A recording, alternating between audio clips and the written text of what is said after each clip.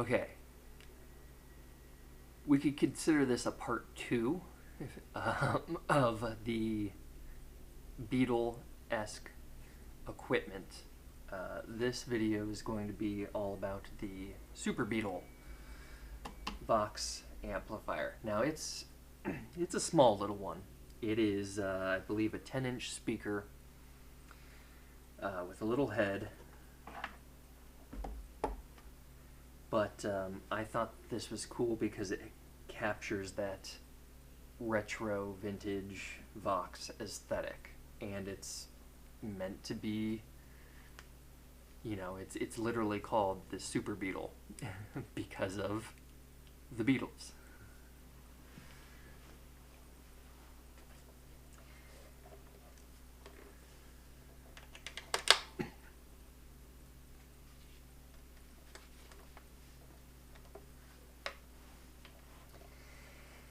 Now, this amplifier is pretty cool. It has a volume, bass, low-mid control, high-mid control, treble, and gain knob.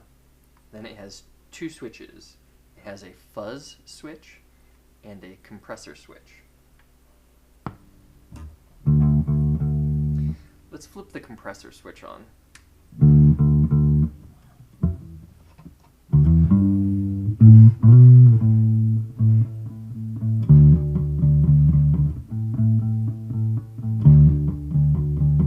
Does a pretty good job. I was playing softly here and loudly there, and they came out pretty equal. Now let's turn that compressor off.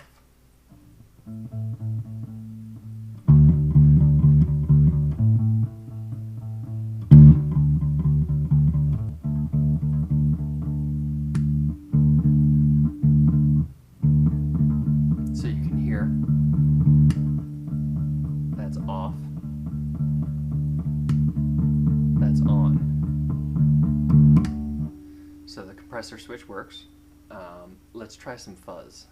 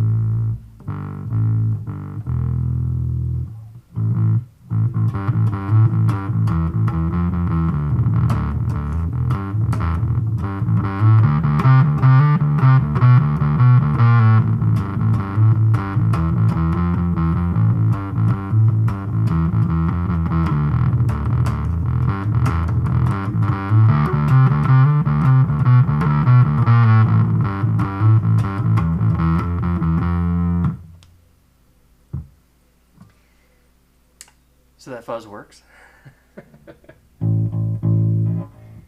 And yeah, it's neat to have.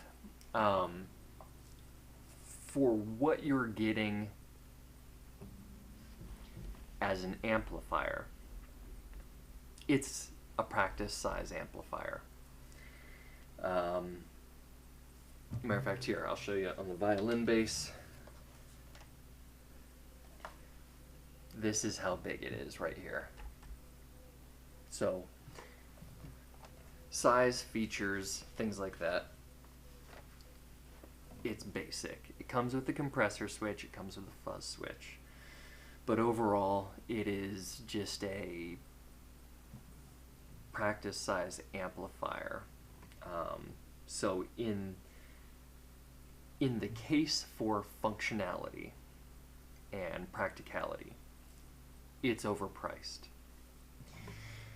But the design and aesthetic of it, that's where that extra $200 comes from. Because I would say if this was just a standard combo amp,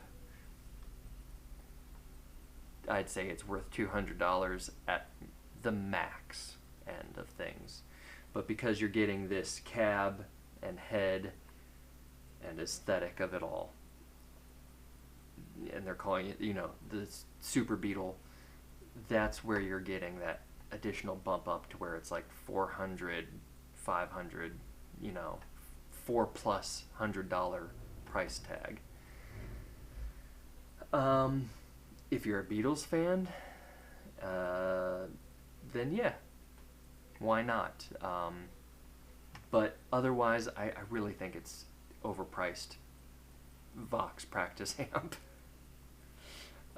You're paying for how it looks versus what it does. It has a odd power supply. It doesn't have your typical amplifier power cord. It has a 19-volt power adapter required, 3 amp 19-volt power adapter. It looks like a laptop power adapter.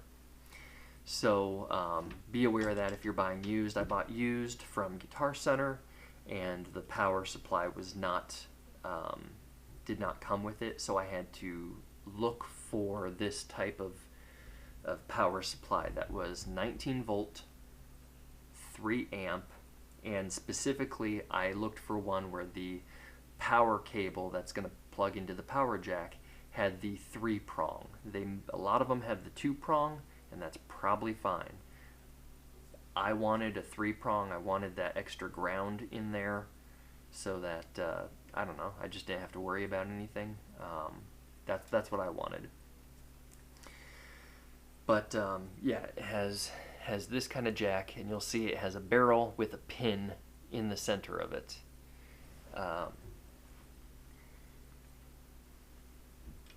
19 volt, 3 amp, or 3 plus. You know, sometimes they're 3.5, 3.7 amp, but that's what's required for this. So it's an odd one for it to have.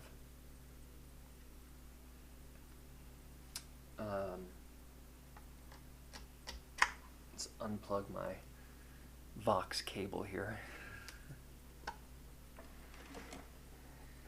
We'll unplug the power supply, unplug the cable going to the cab. We'll have a look at the controls here. It has a power button rather than a switch, and that button, you kind of hold it for a second and it turns on. You hold it for a second, it turns off. So that's unique. I wouldn't say this is for gigging unless the guitarist also had a small, you know, maybe the guitar version of this, and you are miking it. This is for practice and possibly, like, I don't know, if recording, where you can mic it up. Otherwise, it's just for fun. The back side of the amplifier has your speaker output to the cab. It has your power and then headphone jack, or line out, whatever you want to call that. So you could use the head in a recording scenario where you're going through the head and then direct out to your audio interface by using the headphone jack.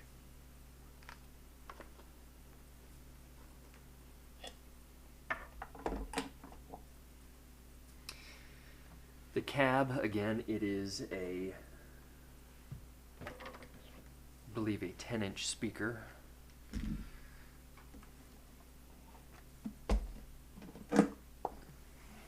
and it has the framing over it. We have 2 sound ports in the back. We have your input from the head.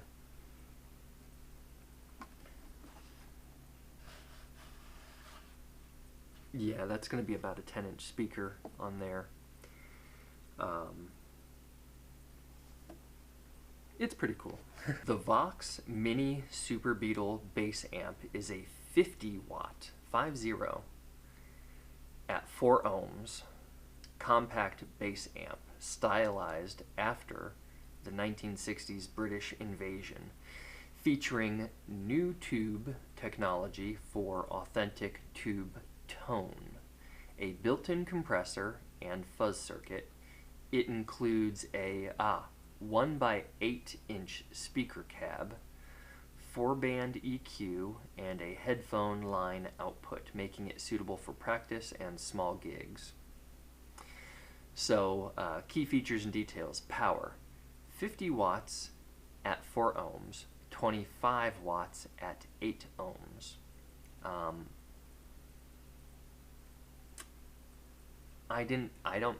There's no switchable function that I saw on there between your ohms. Tone and circuitry. Okay, driven by new tube 6P1 in the preamp for rich tube-like sound. So this is solid state, and it's using technology and circuits to sound like tubes. You have volume, gain, bass, low mid, high mid, treble, fuzz, and compression. The speaker is a 1 by 8 inch Vox original speaker. So the original that this is based off of, the original Vox AC 100, was used by the Beatles, followed by the Thomas Organ Superbeetle, which featured 120 watt solid state circuitry. So those are the features of the Mini Superbeetle. Still, 50 watts or at 4 ohms or 25 at 8 is still pretty good. I mean, that's your standard practice amp. I mean, most practice amps are like 15 watts. So even at 25, this is good. I will say that as you're cranking it and getting louder, you will start to hear some buzzing and some flubbing. But that's if you're really cranking it. If you're in the room next to it or miking it up, it's perfect for that.